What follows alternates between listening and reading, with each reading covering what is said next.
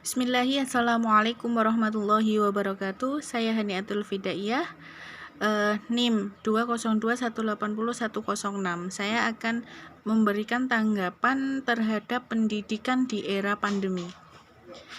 Jadi di Indonesia ini kecepatan penyebaran lebih cepat dari wabah-wabah yang terjadi sebelumnya, merebak di kawasan Asia seperti Asia Tenggara hingga ke seluruh penjuru dunia.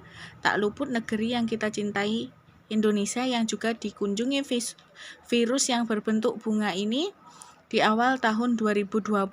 Padahal kebijakan pemerintah Republik Indonesia cukup reaktif dan terkontrol demi mencegah masuknya kunjungan COVID-19 ke tanah air.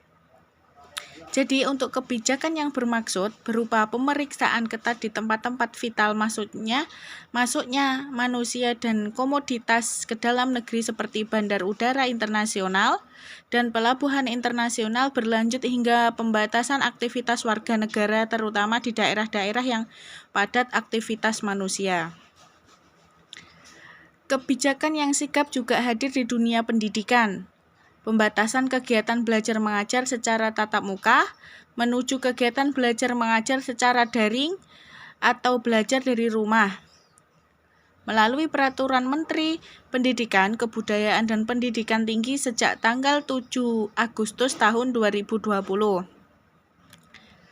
Dalam peraturan tersebut, pemerintah melalui Kemendikbud Dikti memprioritaskan kesehatan dan keselamatan peserta didik, pendidik, ataupun tenaga kependidikan, keluarga, dan masyarakat pada umumnya. Selain itu, pertimbangan kebijakan ini didasari atas tumbuh kembang peserta didik dan kondisi psikososial dalam upaya pemenuhan layanan pendidikan selama COVID-19.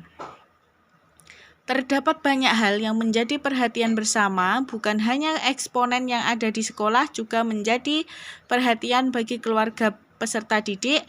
Bagi sebagian orang, perubahan media belajar mengajar cukup mengagetkan. Kegiatan belajar mengajar secara daring dapat dikatakan perdana, masih sangat tabu, terutama di daerah-daerah yang jauh dari ibu kota. Jika dilihat dari sisi yang lain, kegiatan secara daring sebagai bentuk pemanfaatan perkembangan teknologi informasi yang begitu cepat.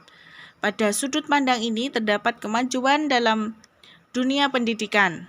Pemanfaatan perkembangan teknologi informasi masih dilakukan di dunia pendidikan.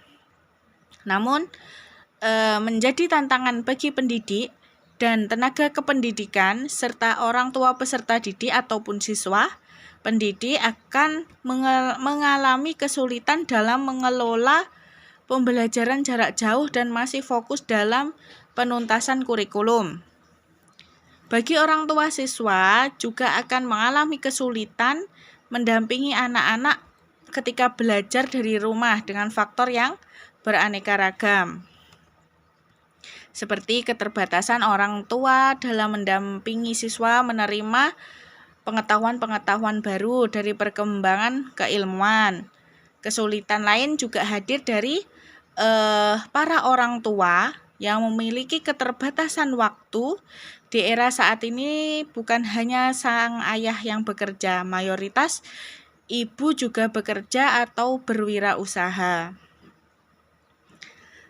Tantangan ini juga hadir dari peserta didik yang akan mengalami kesulitan berkonsentrasi belajar dari rumah serta meningkatnya rasa jenuh yang berpotensi menimbulkan gangguan pada penerimaan pembelajaran.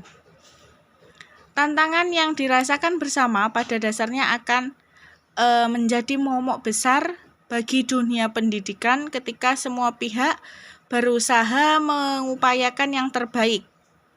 Selain itu, ada rasa senasib sepenanggungan untuk ikut serta bekerja sama mensukseskan kegiatan belajar mengajar dalam rangka mencerdaskan kehidupan bangsa sebagaimana amanat yang termaktub dalam pembukaan UUD 1945.